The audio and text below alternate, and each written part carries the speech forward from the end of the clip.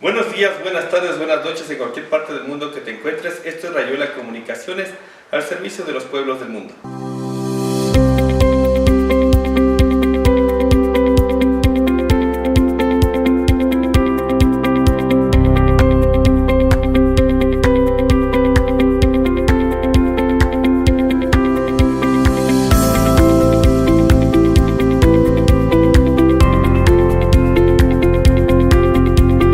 Rayuela Comunicación llega a ustedes gracias al auspicio de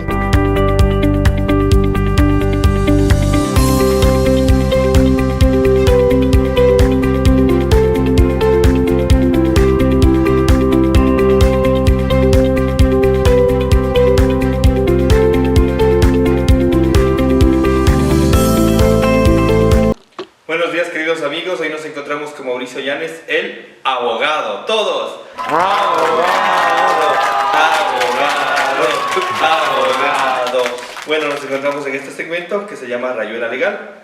Ya que muchos amigos tienen muchos inconvenientes, también señoras, en problemas referente al impuesto, no es el impuesto realmente, que el mal llamado impuesto al banano, que le decimos comúnmente. Pero ¿cuál es el verdadero nombre, abogado Mauricio? Bueno, Bienvenido.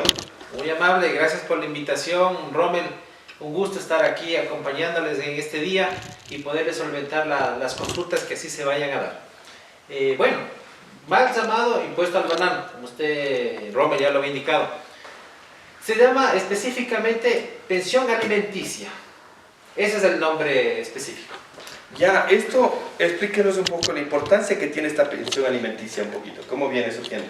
Claro, Rommel. Mire, hay que denotar que los derechos de los niños, niñas y adolescentes en el Ecuador están regidos en nuestra Carta Magna, la Constitución del Ecuador, además que se desarrolla y se especifica en el Código de la Niñez y Adolescencia, en el cual se da ciertos parámetros y factores por los cuales tiene que fijarse una pensión alimenticia en ciertos casos específicos.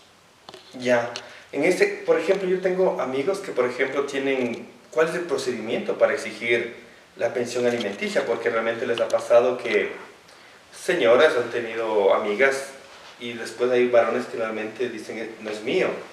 Y entonces, ¿cuál sería el procedimiento para que puedan hacer las señoras? Bueno, hay que fijarnos aquí temas específicos.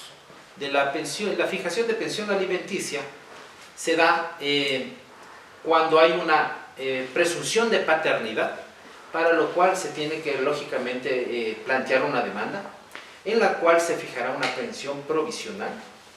Luego del debido proceso, tanto el actor como el demandado presentarán las pruebas, sean documentales, testimoniales, periciales, con las cuales se demuestre la filiación del menor de edad.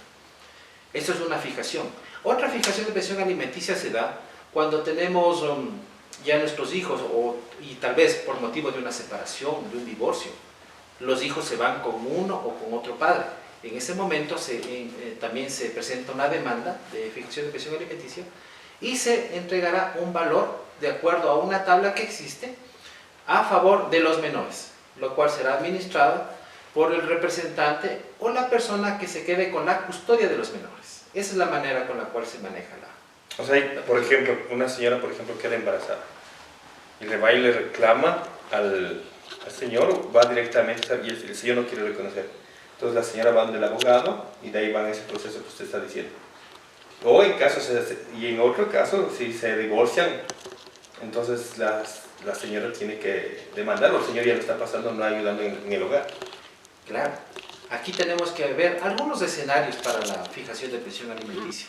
Es así que cuando, digamos nosotros, una mujer ha quedado encinta y la persona o el padre no se hace responsable o no reconoce, lo que se tiene que hacer en primer punto es presentar una demanda de presunción de paternidad, en la cual el juez que conozca de la causa fijará una pensión provisional, con la cual se va a seguir sufragando ese valor por parte del alimentante a favor del presunto alimentado.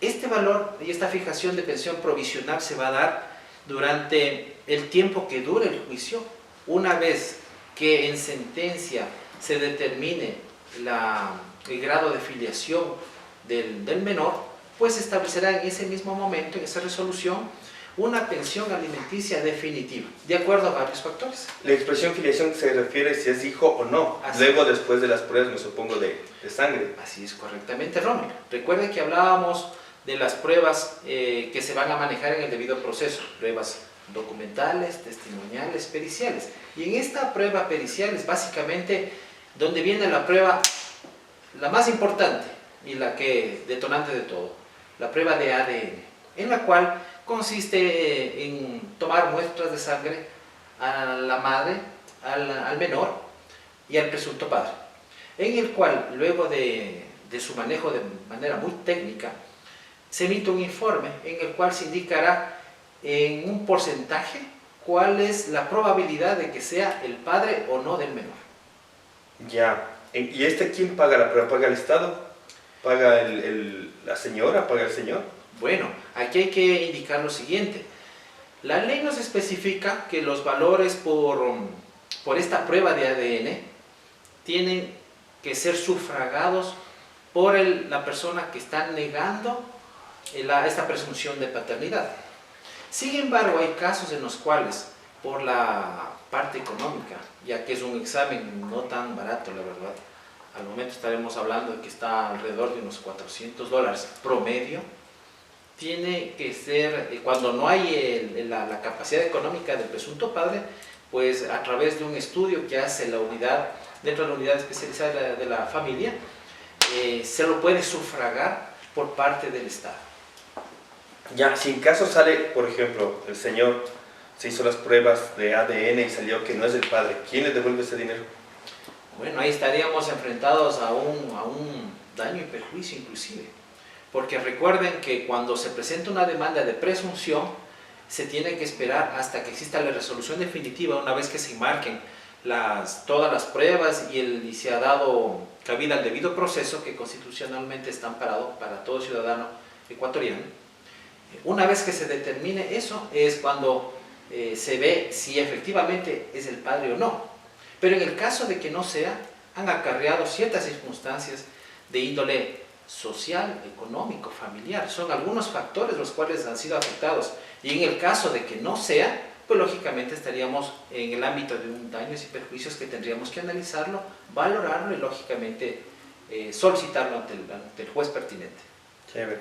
Dentro de las preguntas que nos hacen nuestros amigos que tienen muchos problemas, dice que tenemos derechos los hombres para apelar una presunta acusación de paternidad.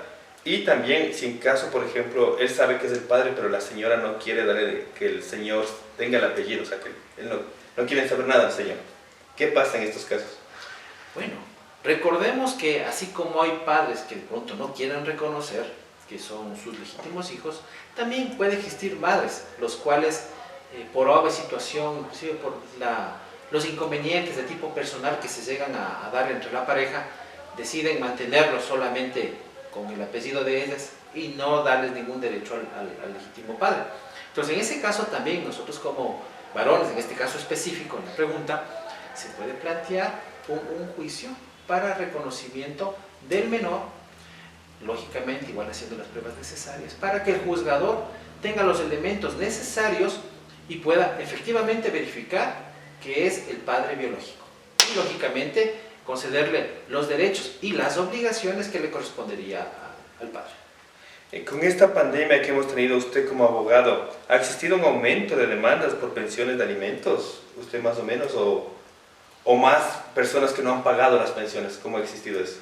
Bueno, en tema de demanda, de planteamiento de demandas nuevas, siempre se ha dado una media.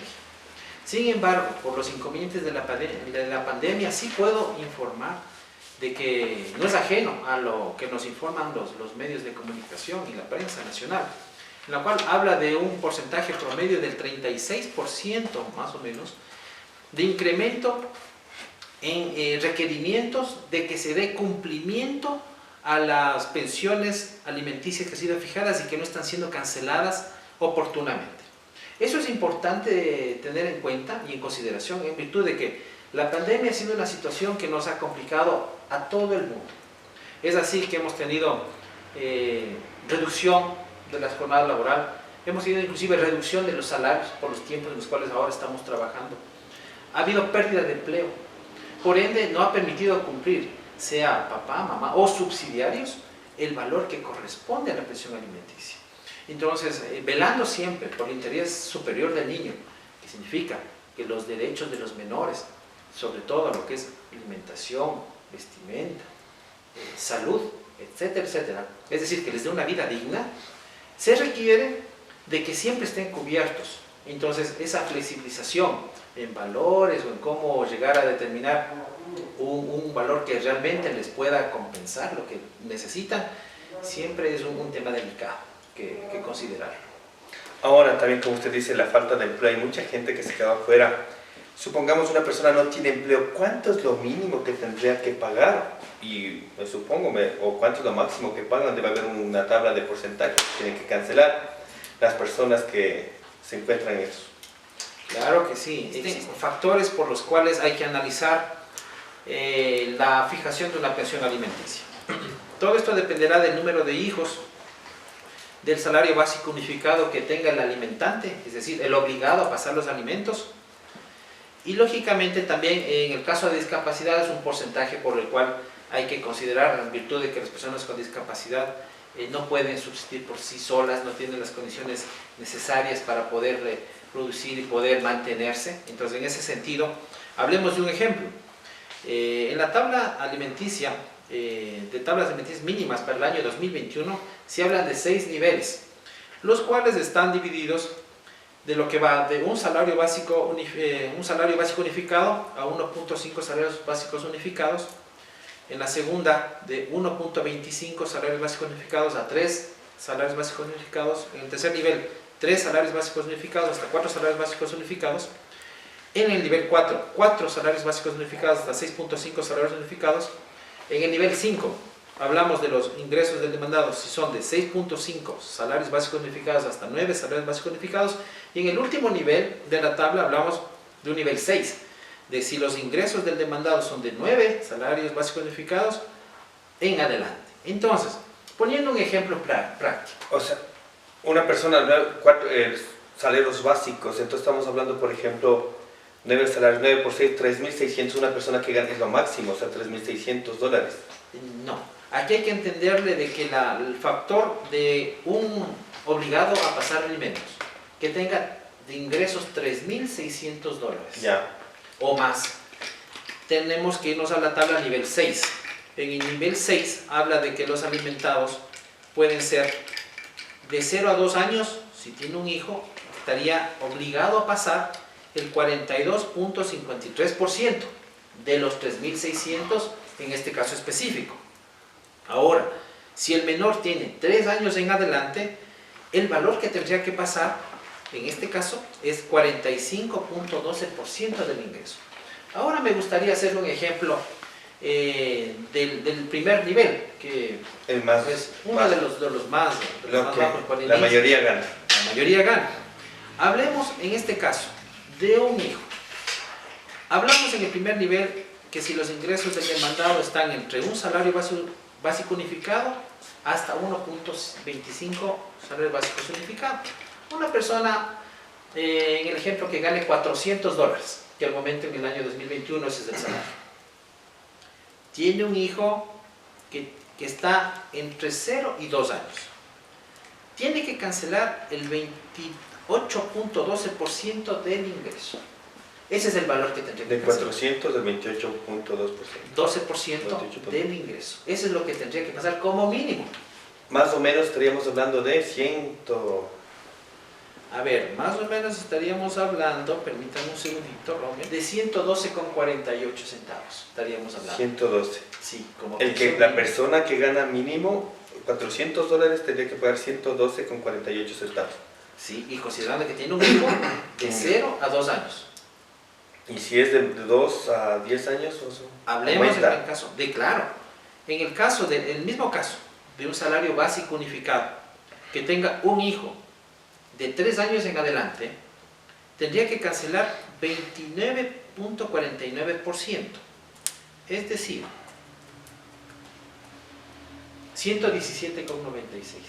Y esta persona, supongamos, se queda sin empleo, no tiene nada, Ahora, como está la mayoría. lógicamente. Ahora recuerdo, Rommel, que en base a lo que indica y respetando el interés superior del niño, aun cuando el obligado a pasar los alimentos, el alimentante, no tenga un trabajo por efectos de la pandemia o en fin, por algún factor, esta es la tabla mínima con la cual tiene que manejarse, es la pensión mínima. Como si tuviera el sueldo básico. Claro, ahora recordemos, Rommel, que el juez no puede bajar de la pensión mínima. De los valores que acabamos de expresar como ejemplo, es lo mínimo que se puede llegar a dar. Pero lo que sí se puede hacer es dar un poco más. Digamos que en el primer caso, 112,48 centavos. Si las partes lo concuerdan, el alimentante está en la capacidad, tranquilamente podría fijar una pensión de $150, 160. Si quedan de acuerdo las dos personas. Lógicamente. Entonces el juez aprobará. Ahora, si tenemos $112,48 y se solicita que se menore por la situación económica a $100, $90, $80, eso no se va a permitir, porque estamos hablando Es lo de mínimo, de los 112 para arriba. Exactamente, así es. Ya, muy bien. Una cuestión, el régimen de visitas, ¿cómo eso queda mutuo acuerdo con los padres o determina el juez? Ya. Una vez que nosotros tengamos una pensión alimenticia fijada, hay que determinar el régimen de visitas, a lo cual puede ser de manera consensuada, abierto o cerrado. ¿Qué significa eso? Cerrado cuando por diversas circunstancias se puede las visitas realizarlas entre el día, qué sé yo, sábado o domingo, por la situación laboral, o miércoles, martes, o el día que así lo especifiquen en ciertos horarios, de 8 a 5 de la tarde, o de 8 a 12 del día. En un régimen de visitas también podría ser abierto. ¿Qué significa eso? De que puede darse el caso de que por la situación laboral no tengamos un horario establecido, entonces lógicamente no podemos fijar un día que tengamos que laborar. Entonces puede estar abierto. Tengo disponibilidad domingo y lunes, ningún inconveniente, conversan cuando tenga disponibilidad, sea en la tarde, sea en la mañana. Todo depende del grado en el cual lleguen a conversar las partes y se pongan de acuerdo. Ya, una de las preguntas también que tienen nuestros amigos, ¿hay algún impedimento sin caso para salir del país, sin caso necesitan viajar? O sea, porque hemos visto los casos de los futbolistas que generalmente tienen que salir por frontera para jugar fútbol o escondidos porque no han pagado o hay otro tipo de impedimento para salir del país en este caso. Claro, hay que recordar que cuando existen una fijación de pensión alimenticia que ha sido incumplida en 2 pensiones o más, existen inhabilidades para poder realizar ciertas actividades, entre las cuales están, no pueden ejercer cargos de elección popular, no pueden ejercer cargos públicos, existe la prohibición de enajenar bienes, también existe la prohibición de salida del país. Esto como maneras de medidas cautelares para que se pueda cumplir la obligación con los menores. O sea, no puede ser después si no ha pagado. Si está al día... Ningún inconveniente. Si está al día, ningún inconveniente puede realizar. ¿Y si no regresa nunca? Bueno, justamente ahí va lo que las medidas cautelares están buscando, ¿no? De que el alimentante, el obligado a pasar alimentos, cumpla con su obligación. Si tiene pendiente unos valores, lógicamente con las medidas cautelares, lo que buscan es que se pueda cumplir con esa obligación primordial de alimentos con los menores. En caso de no cancelar las pensiones alimenticias, ¿qué les pasa? ¿Qué sanciones tienen las personas que no cancelan? ¿Van presos? ¿Les enajenan algo? ¿Qué pasa? Mire, cuando existen más de 2 pensiones alimenticias que han sido fijadas y que no han sido cumplidas por el obligado, lógicamente estamos ya ante una eventualidad de un apremio personal, lo cual la ley especifica que en la primera ocasión tendrá 30 días que ser detenido esta persona hasta que cumpla su obligación. En el caso de reincidencia estamos hablando de 60 días hasta 180 días en los cuales el obligado tendrá que estar detenido hasta cumplir con la obligación. ¿Qué es lo que se puede? ¿Cuáles son las 2 maneras de las cuales podría ¿Cuáles son salir? las causales? Exacto. Bueno, las causales son 2 pensiones alimenticias pendientes de pago. Ahí va preso. Eso va. Inmediatamente podríamos ya solicitar el apremio personal. La solución para poder salir de esta detención, el obligado lo que tiene que hacer es o cancelar la totalidad de las pensiones que están pendientes de pago, o a su vez solicitar y que se apruebe un acuerdo conciliatorio con la parte actora, la cual está solicitando las obligaciones de pensiones alimenticias, con lo cual, si es una vez aprobado por el señor juez, se ordena la inmediata liberación del obligado. Para culminar, ¿a qué edad los hijos pueden elegir? O sea, ¿con qué padre me voy? O sea, por ejemplo, me voy con mi madre, me voy con mi papá. ¿A qué edad los niños lo pueden elegir? Bueno, también aquí existen factores para poder llegar a considerarse con cuál de los padres poder seguir su vida normal y cotidiana. Depende mucho del sexo de los menores, si son hombres, si son mujeres. En el caso de las mujercitas, lógicamente, por naturaleza necesitan cierto grado de intimidad y de cuidados que la madre los puede ofrecer. Entonces, en edades muy tempranas, lógicamente, es importante, es lo ideal, aunque no siempre es lo que sucede, que se quede con la madre. En caso de los varones, de acuerdo igual a la edad, si existe el deseo de ellos de poder irse con uno de los padres, lógicamente sí lo pueden realizar y pueden irse con uno de los padres. Ahí, por ejemplo, supongamos no lo ha reconocido y después la ley, la última, o sea, alguien no le reconoció al guagua y después la señora decide demandarle. ¿Las pensiones son retroactivas o desde cuándo arrancan las pensiones? Ya. Las pensiones alimenticias corren a partir de la presentación de la demanda. Desde ahí corresponde.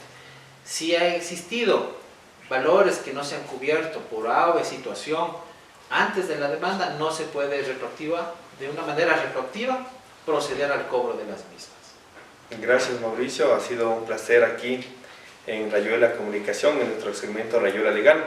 Para cualquier consulta en este ámbito o en los ámbitos que estamos manejando en el tema legal, con todo gusto al 0999 059516. Con todo gusto estaremos prestos para poderles atender y solventar sus inquietudes y poder darles la asesoría legal que corresponde. O la dirección del estudio jurídico en donde me desempeño, en la calle Clemente Ponce y Piedrahíta, edificio Fénix, en el 7º piso, oficina 708.